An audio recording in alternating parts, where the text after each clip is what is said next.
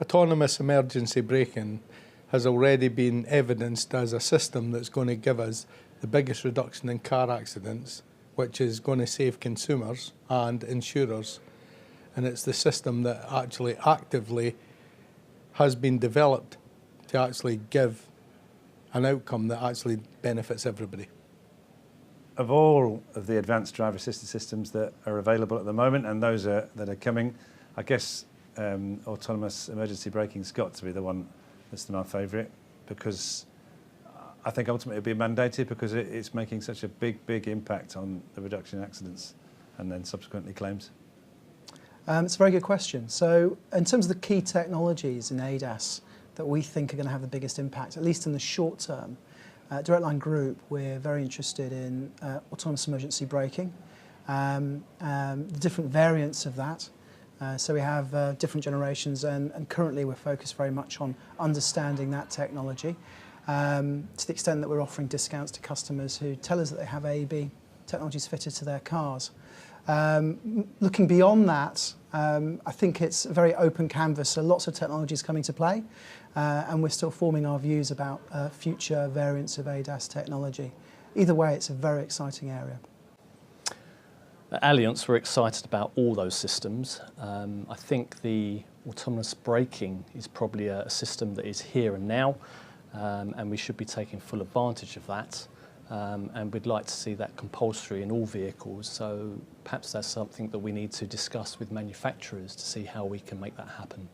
Okay, I think that's an interesting question of which advanced system we're most interested in.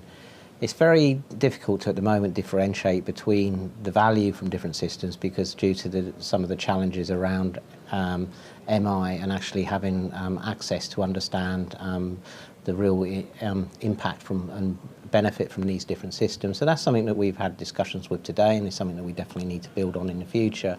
Now, from the perspective of a value, we can all see that actually in these autonomous vehicles, they're safer vehicles for our consumer and for our members.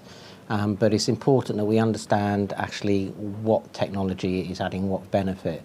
But we must not lose sight that from a consumer perspective, they're interested in that vehicle and the safety of that vehicle overall. I think the advanced driver assistance system that's most exciting at the moment would still be autonomous emergency braking. I think that's because we've got really good evidence as an industry that it is actually reducing accidents by quite a lot, and I think estimates are between 20 and 45%. I think that is saving lives and reducing costs and reducing accidents, making the road safer. So when we look at the kind of driver assistance systems that are on the market now, we see the basic building blocks, even though there are more advanced systems in the pipeline that will take us through from driver assistance through to autonomy. The difficulty I have is that manufacturers are applying them in different ways, and we're already seeing switches in terms of price-sensitive markets, so minimal systems, questionable performance, just based on what the sensor should be doing. Then there's issues of integration. What am I excited about, and it's a little bit scary, is that Europe is pushing like mad. So we have on truck already the beginnings of autonomy. We have platooning, which is a trial. It isn't. It's mainstream policy. It's all about trying to increase traffic density on uniflow roads, motorways. So we get better fuel economy, better traffic density, better control. That's really exciting. And then we see trucks and buses talking to fixed architecture as well, so communication, live sat-nav feeds, which are then adaptive, which is old hat in a way, but that's now linked into the beginnings of autonomy. That's what's really exciting. The scary part is that we see quite big gaps in policy. And as a personal opinion, I feel strongly that the insurance sector and government, both national and in the Euro region, have not exactly been in the driving seat over this. That's not necessarily their fault.